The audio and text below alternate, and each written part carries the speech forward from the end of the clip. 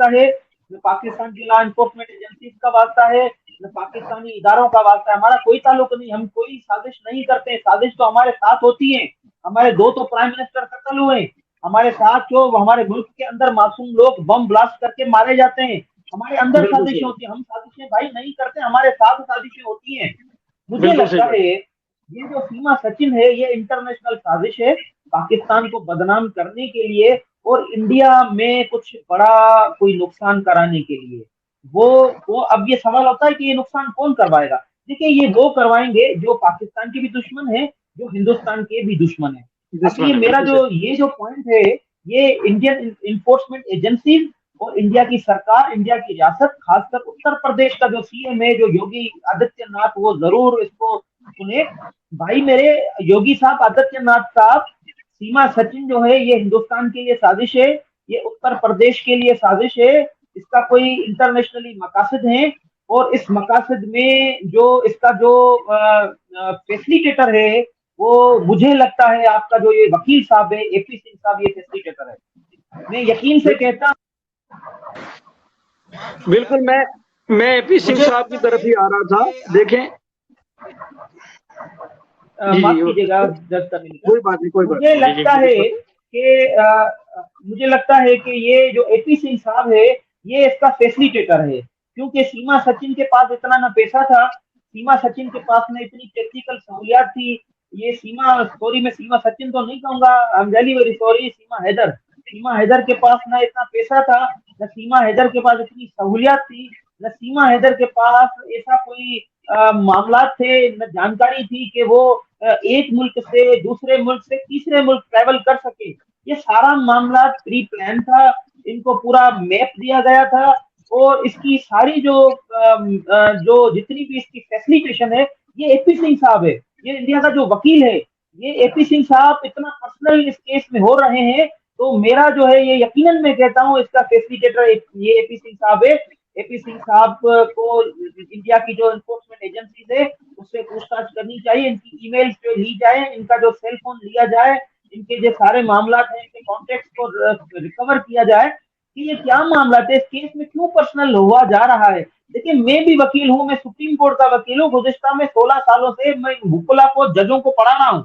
मैं वकालत की इथिक्स को जानता हूँ, मैं वकालत के मामला को जानता हूँ। हम कभी भी कोर्ट रूम के बाहर जो है अपनी क्लाइंट से बात नहीं करते। हमारी जो वकालत होती है कोर्ट रूम के अंदर होती है, कोर्ट रूम के बाहर नहीं होती है। अगर हमें क्लाइंट को बात करनी होती है, कोई डीलिंग करनी होती है, तो हम उसको कहते हैं आप हमारी ऑफिस आए। हमारा क्लाइंट से ताल्लुक सिर्फ कोर्ट रूम के अंदर होता है, कोर्ट रूम के से बाहर सिर्फ हमारी ऑफिस में उससे ताल्लुक होता है, कोर्ट रूम के कॉरिडोर में भी हमारा ताल्लुक नहीं होता है। ये वकील साहब तो उसके घर में सारा दिन बैठा रहता है। ये वकील सर, साहब एक तो उन्होंने इसने देखी तो हाथ पकड़ के सीमा हैदर का वो छत से उतार रहा है, इसको जो है कंधे मिला के वो बैठा होता है। अजीबो गरीब इस बंदे की हरकत है। जहां तो पे मेरा ये जी जी, मेरी तो रोशन, ये गुजारिश है कि ये बंदा जो है फैसिलिटेटर है, ये इंडिया के साथ एक बड़ी साजिश है। और सीमा सचिन जो है इसको पकड़ा जाए, इसको जेल में रखा जाए। अगर ये बाहर हिंदुस्तान में घूमती रही तो हो सकता है कोई बड़ा नुकसान सीमा हैदर जो है अपने उस फैसिलिटेटर से मिलके जो है हिंदुस्तान में कोई नुकसान कराए। भाई हमारा कोई ताल्लुक नहीं है सीमा हैदर से, न हमारी रियासत का ताल्लुक है, न कोई कोई हमारा कोई मामला। तो यहाँ से तो क्राइम करके भागी है, क्रिमिनल है। हमें तो वो दरकार है, या अपने पास जेल में रखें सीमा हैदर को, या सीमा हैदर हमें दे दे, हम अपनी जेल में रखें। बिल्कुल सही बात है। आपने बहुत जबरदस्त बात की कि हमारा कोई ताल्लुक नहीं है। और ये जो वकील साहब हैं, यकीन करें मैं भी एक वकील हूं और मैं इस प्रोफेशन की बड़ी इज्जत करता हूं। मैंने जब देखा, आप भी माशाल्लाह से डॉक्टर हैं, पीएचडी हैं, तो मैंने जब शुरू शुरू में देखा आपकी तरह, तो मैंने देखा तो मैंने कहा कि ये नाम के साथ डॉक्टर लगाते हैं, पीएचडी हैं, सुप्रीम कोर्ट के वकील हैं, तो काफी पढ़े लिखे लर्नड आदमी होंगे। लेकिन यकीन करें मैं बहुत मायूस हुआ इनकी हरकतें देखकर, इस तरह की भोंडी हरकतें देखकर। जिस तरह आपने बताया कि पाकिस्तान मुर्दाबाद के नारे लगवा रहे हैं, और कोई वकील हमने इस तरह से नहीं देखा। वकीलों का काम सिर्फ देखिए, कोर्ट में होता है। मैं आपकी यहाँ पर, जब आपने ये बात छेड़ी है तो मैं इस बात का जरूर तस्करा करूंगा। ये सिर्फ आपको दुख नहीं है, ये दुख मुझे भी है। ये ऐसा वकील साहब है जिसको जूरिस्प्रूडेंस का पता ही नहीं है। वकालत बिल्कुल का सही जो बात, पहला सब्जेक्ट होता है वो जूरिस्प्रूडेंस होता है। और कोई नहीं पता। जूरिस्प्रूडेंस में जो बेसिक लॉ पढ़ाए जाते हैं वो नेचुरल लॉ होता है, लॉ ऑफ मोरालिटी होता है, लॉ ऑफ एथिक्स होता है, ये होते हैं। अब इस बंदे ने लॉ ऑफ एथिक्स नहीं पढ़ा है, लॉ ऑफ मोरालिटी नहीं पढ़ा है, इस बंदे को ये पता ही नहीं है कि किस सॉवरेन कंट्री के अगेंस्ट आप मुर्दाबाद के नारे लगवा रहे हैं। तो इसने जो ऐसी गंदी हरकत की है, ये वकालत के नाम पर ये शख्स धब्बा है, इसने जो काला कोट है उसकी इसने तौहीन करवा दी है। हम 24 करोड़ पाकिस्तानियों के सेंटीमेंट से ये खेला है। ये इस बंदे ने काला कोट पहनते हुए इसने हिंदुस्तान की तमाम बार काउंसिल की इज्जत पामाल की है, हिंदुस्तान के तमाम वुकला के प्रोफेशन पे सवालिया निशान उठा लिया है, क्योंकि इस बंदे की इस हरकत पर किसी भी एक वकील ने कंडेम नहीं किया है। हम जो है बड़ा गमो गुस्सा रखते हैं इस वकील साहब के इस अमल पर। मैं नहीं समझता हूं कि ये वकील है, ये कोई सर्कस में कोई मदारी कोई जोकर लगता है, और ये बिल्कुल इसने गंदा अमल किया है। देखिए, ये पता ही नहीं है इसको, एक सॉवरेन कंट्री के खिलाफ आप कैसे नारे लगवाते हैं। हम पाकिस्तान में जो लॉ पढ़ते हैं, कानून पढ़ते हैं, या जो हम पढ़ाते हैं, पहला जो सबक देते हैं अपने स्टूडेंट्स को, ये देते हैं कि आप दुनिया की तमाम सॉवरेन कंट्रीज का एहतराम करना है, आपने बिल्कुल दुनिया सही की बात तमाम जितने भी झंडे हैं उनका एहतराम करना है, आपने दुनिया के तमाम जो कौमी तराने हैं आपने उनका एहतराम करना है। हम ये है, पढ़ाते बिल्कुल हैं बच्चों को, अगर आपने हिंदुस्तान जाना पड़ा और हिंदुस्तान में कौमी तराना वहां पे कोई बजा तो आपने उठ के खड़ा होना है। आपने हाँ अमेरिका बिल्कुल सही जाना है, आपने ऑस्ट्रेलिया कनाडा जाना है, वहां का कौमी तराना अगर कोई बजता है आपको खड़े होना है। और ये बंदा बिल्कुल जो सही एक वकील है, खुद को डॉक्टर कहलाता है, खुद को सुप्रीम कोर्ट का वकील कहलाता है, एक सॉवरेन कंट्री के अगेंस्ट मुर्दाबाद के नारे लगवाता है, शर्म आनी चाहिए इसको।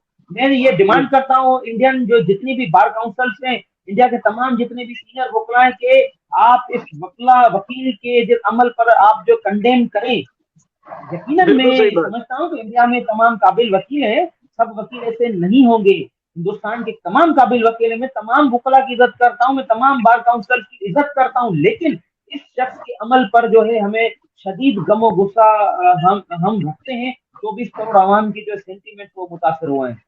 बिल्कुल सही बात है। और सर आपने देखें कि इसकी जितनी भी मैंने गुफ्तगू सुनी है, कोई भी एक लीगल गुफ्तगू नहीं है। वो शरीयत कहता है और उसकी एप्लीकेशन देकर ऐसे लगता है कि जैसे वो इंडियन गवर्नमेंट से दरख्वास्त कर रहा है कि अल्लाह के वास्ते में शरीयत दे दें।